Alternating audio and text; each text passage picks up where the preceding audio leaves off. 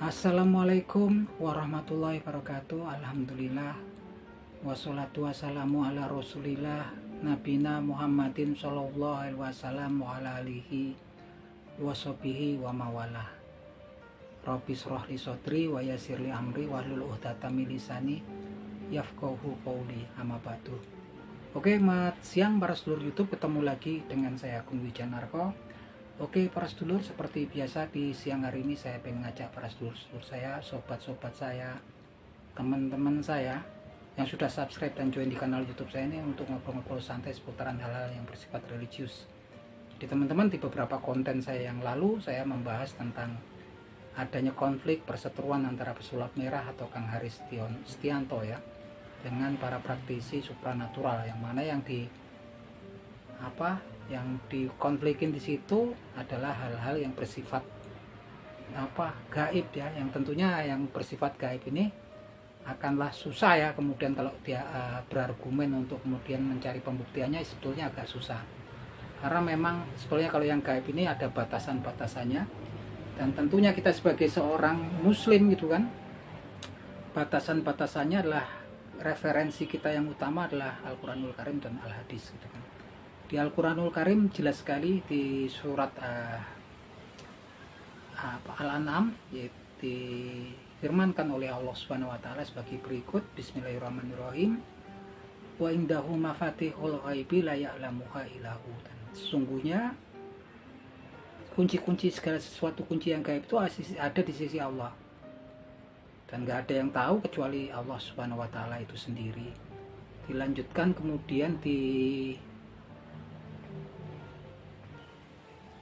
surat An-Naml juga disebutkan hal yang serupa ya, difirmankan oleh Allah Subhanahu wa taala sebagai berikut. Bismillahirrahmanirrahim. Qul la ya'lamu man fis samawati wal ardi ghaiba illallah. Dikul, katakanlah wahai Muhammad, la ya'lamu fis samawati wa man fil ardi wal ardi ila ghaiba ilallah. Jadi katakanlah Muhammad bahwasanya nggak ada sesuatu pun di langit nih, langitnya juga jamak ya, samawati. Kalau tunggal itu samao ya, langit kita ini samawati berarti langit yang 7 ya gitu kan. La ya'lamu man fis samawati wal ardi ghaiba ilallah. Dan juga di bumi itu yang kemudian yang mengetahui sesuatu yang gaib kecuali Allah Subhanahu wa taala. Jadi ini memang salah satu referensi kita ya kalau kemudian kita akan mempelajari sesuatu yang gaib ya, kegaiban.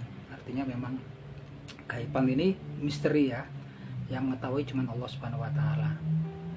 Nah, memang yang saya temui kemudian juga banyak yang kemarin juga disebut-sebut seperti yang namanya khodam ya gitu kan. Ketika seseorang memiliki khodam ataupun benda gaib memiliki khodam gitu kan, dikatakan bahwasannya bisa dipanggil, tapi dipanggil itu ada namanya, ada passwordnya katanya. Nah, khodam itu sendiri sih ya, kalau saya cari-cari referensinya di Al-Quranul Karim ataupun hadis juga sebetulnya saya nggak nemu ya.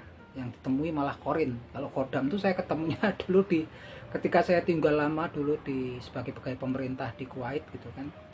Khodam atau khadama itu ternyata kalau saya ketemu teman-teman saya Kuwait itu adalah asisten rumah tangga ya, khadama. Kalau di sini ternyata adalah makhluk gaib yang mendiami benda tertentu ataupun yang kemudian menjadi pengawal orang tertentu gitu kan. Sedangkan berdasarkan hadis ya, kalau ketemu itu khorin ya. Salah satunya adalah hadis riwayat Muslim gitu kan, yang bunyinya sebagai berikut, disabdakan oleh Nabi Muhammad SAW, yang bunyinya sebagai berikut. Bismillahirrahmanirrahim. Ma minkum min ahadin ila faqat ma minkum min ahadin faqat wukala bihi qorinuhu minal jin. Qalu wa iyyaka ya Rasulullah. Qala wa iyya ila anallaha a'annani alaihi fa aslama fala ya'muruni ila bil khair. Jadi ini sebuah hadis yang diriwayatkan oleh Imam Muslim gitu kan, yang memberitakan tentang keberadaan korin ya, bukan khodam, ternyata malah korin gitu kan. Katakan, disabdakan oleh Rasulullah SAW, ma minkum min ahadin, nggak seorang pun dari kalian ila faqat wakala bihi qarinuhu minal jin, kecuali gitu kan akan ditemani, didampingi oleh korinnya ini ya, sahabat gaibnya yang mendampinginya gitu kan, minal jin, dari bangsa jin gitu kan. Kemudian para sahabat bertanya, wa qalu wa iyyaka, qalu wa iyyaka ya Rasulullah, apakah kamu juga seperti itu ya Rasulullah gitu kan. Kemudian dijawab oleh Nabi Muhammad SAW,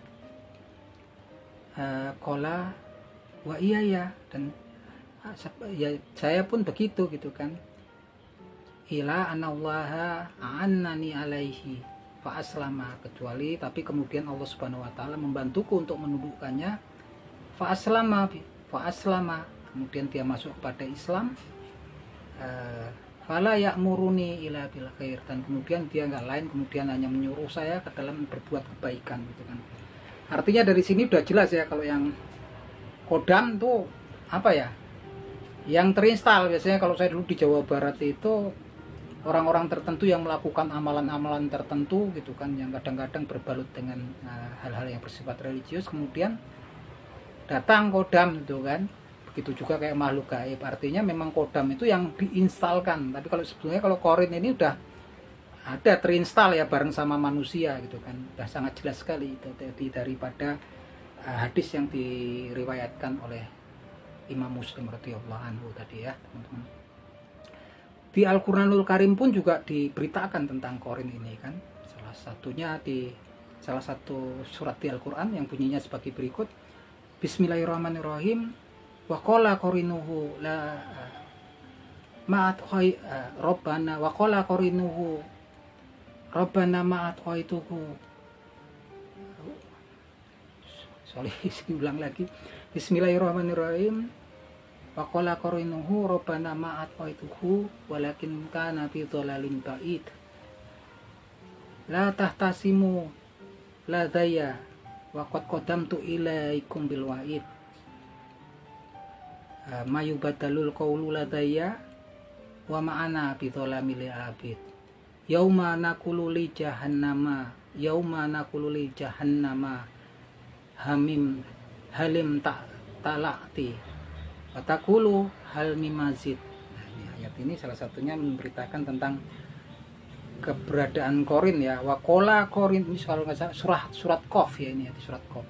Wa qala qarinuhu, dan kemudian berkatalah korin yang menyertai manusia itu kan, Rabbana ma'at khaituhu, Tuhan kami, ma'at khaituhu, sungguhnya saya enggak menyesatkan dia gitu kan. Walakin kana fi dhalalin ba'id, tapi sesungguhnya dia sendiri yang tersesat gitu, dalam kesesatan yang sangat jauh. Qala la tahtasimu ladayya wa qad qadamtu ilaikum bil wa'id. Kemudian Allah pun berfirman, la tahtasimu ladayya, jangan kemudian kalian bertengkar di hadapanku, wa qad qadamtu ilaikum bil wa'id, dan sungguh aku sudah mengancamkan kepada kalian tentang hari ini gitu kan, tentang apa yang akan terjadi saat ini gitu kan. Ma yubadalul qawlu ladayya wa ma'ana bi dhalamil abid.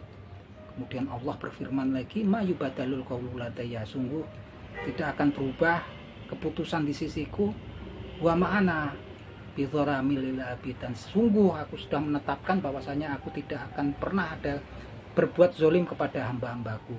Yauma naqulu li jahannama, di hari ini kami berkata kepada neraka jahanam, halim talakti, apakah kamu sudah penuh, watakulu hal mimazid, dan kemudian neraka jahanam pun berkata, apakah masih ada tambahan. Ini mengerikan sekali ya teman-teman. Jadi di sini jin korin pun nanti berusaha untuk melepaskan diri ya gitu kan, lepas tanggung jawab gitu kan, lepas tanggung jawab, dan dia kemudian ya nggak bisa, tapi ternyata karena Allah Subhanahu wa taala Maha Adil lagi Maha Bijaksana, dan dia Maha mengetahui segala sesuatu.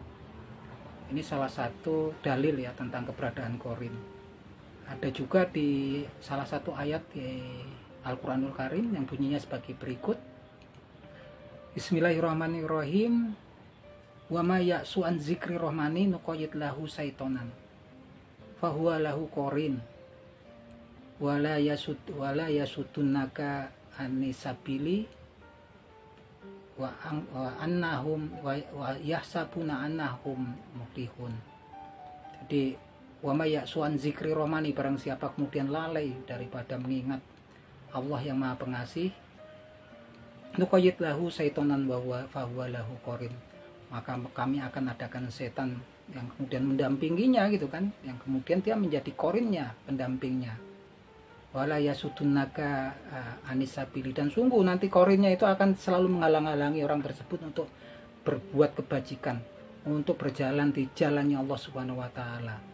Wa yahsabuna annahum muhtadun, dan kemudian orang tersebut lebih parahnya lagi menyangka bahwasanya dia mendapat petunjuk. Wah, ini bahaya ya, ternyata korin itu pun bisa mempengaruhi orang dari ayat ini, yang sebetulnya dia orang tersebut tersesat. Wa yahsabuna annahum muhtadun, dan dia menyangka bahwasanya dia mendapatkan petunjuk gitu kan. Ini sangat berbahaya sekali ya dari apa yang memang difirmankan oleh Allah Subhanahu wa taala ini. Bahkan diberitakan di situ nanti ada orang-orang tertentu, tentunya ini orang-orang yang mungkin ya ini ya merasa mendapatkan petunjuk tapi sebetulnya disesatkan oleh korinnya. Yang jelas ya teman-teman, di sini keberadaan korin ini ya inilah yang mungkin disebut-sebut ya. Kemudian kalau syaitan itu kan ada yang kemudian kalau kita makan nggak ngucap bismillah, dia ikut makan gitu kan, minum gitu kan, masuk rumah kemudian kita nggak membuka pintunya, ada yang ikut masuk gitu kan. Ataukah ketika yang makan minum ini kan ya mungkin ketika kemudian kita mau bersetubuh, kemudian yang punya istri pun nggak membaca doa, dia pun akan ikut gitu kan. Apakah itu yang kemudian yang disebutkan dengan korin gitu kan? Yang jelas korin itu salah satu pertandanya adalah ketika kemudian ada pikiran-pikiran yang negatif, pikiran-pikiran jahat untuk berbuat dosa, itulah sebetulnya bisikan korin ya, yang merasuk dalam tubuhnya lewat pembuluh darah manusia. Intinya kalau sudah seperti itu, kemudian kita harus bertawudz, berdoa kepada Allah Subhanahu wa taala, bermohon perlindungan gitu kan. Inilah yang dimaksudkan korin, dan saya pikir korin ini sangat berbahaya gitu kan. Dan kalau saya lihat juga beberapa orang itu praktisi, kalau saya lihat juga sepertinya bukan kodam ataupun yang diinstal dari luar itu kan. Yang ada itu biasanya korinnya yang masuk gitu kan, yang ngaku-ngaku gitu kan, siapa-siapa. Makanya teman-teman kalau lihat kemudian ada mediumisasi orang masuk, pasti perilakunya para mediator tuh mempunyai tipikal yang sama gitu. Yang suka ngamuk besok yang dimasukin dari mana pun dia suka ngamuk.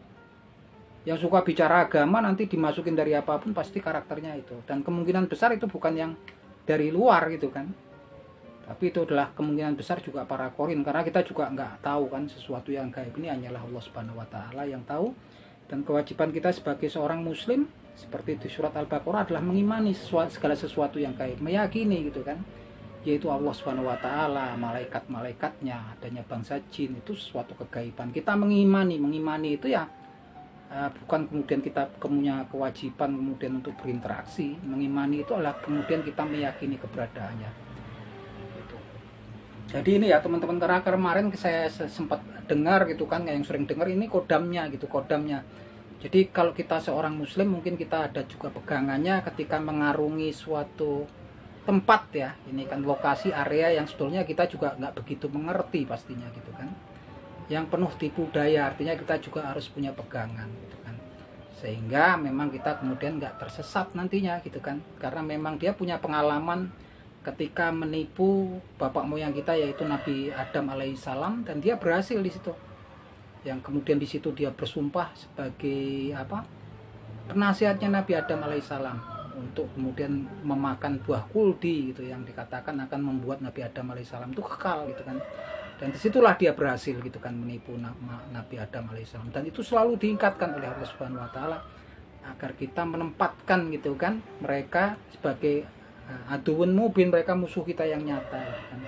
Walaupun nanti teman-teman juga banyak yang bertanya-tanya, lu kan jin kan macam-macam, ada yang jin muslim, jin kafir. Kalau yang jin muslim pastinya juga sepertinya mereka akidahnya kuat, pastinya juga nggak akan mau berinteraksi dengan manusia ya. Kalau kemudian nggak penting-penting banget, saya pikir dalam sejarah kenabian Nabi Muhammad SAW, jin muslim ada interaksinya dengan manusia tapi nggak banyak gitu kan.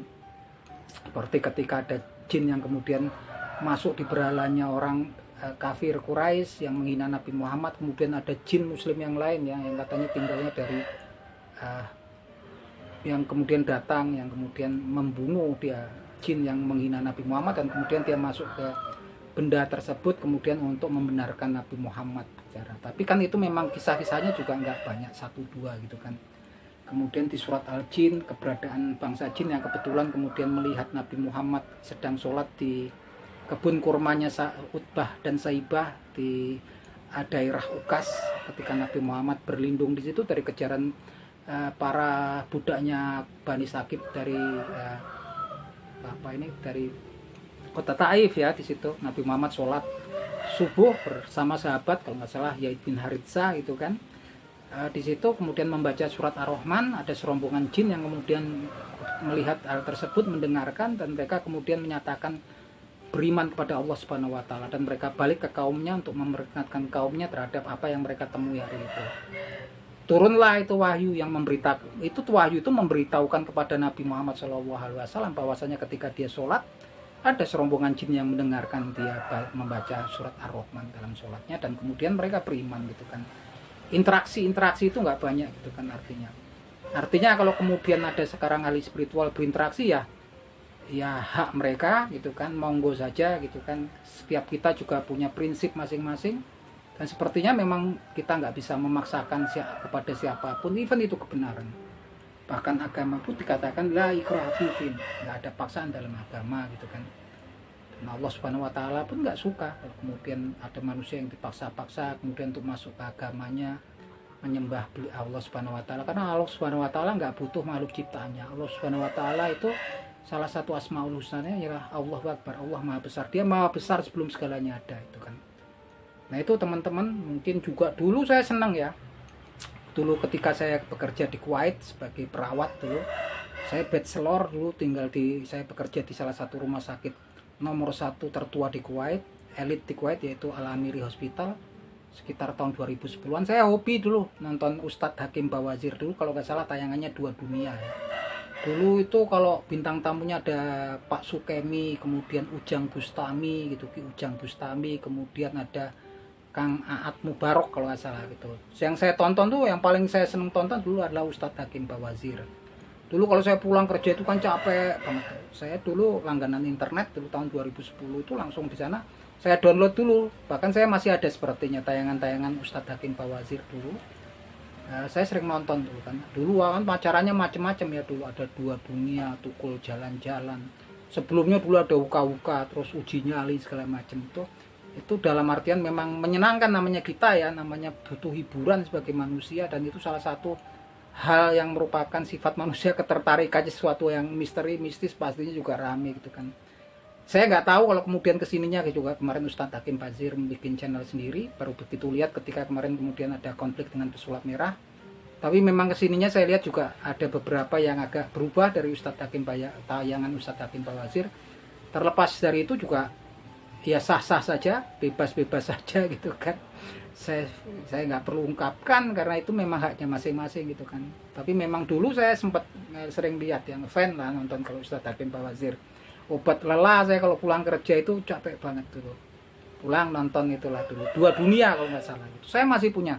Dulu pembawa acaranya itu cantik tuh, namanya kalau nggak salah Indah Raharjo tuh, cakep tuh. Dulu Bapak Ustadz Hakim tuh dulu ada juga ininya kan. Wanita yang partnernya itu Mbak Umi atau siapa gitu. Dulu saya masih punya simpenan itu.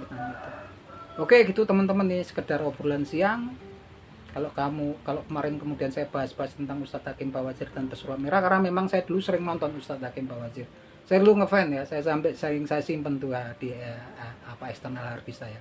Sampai sekarang masih ada itu. Udah berapa tahun ini, hampir 15 tahun gitu kan. Oke gitu teman-teman. Akhir kata wabillahi taufik wal hidayah. Wassalamualaikum warahmatullahi wabarakatuh.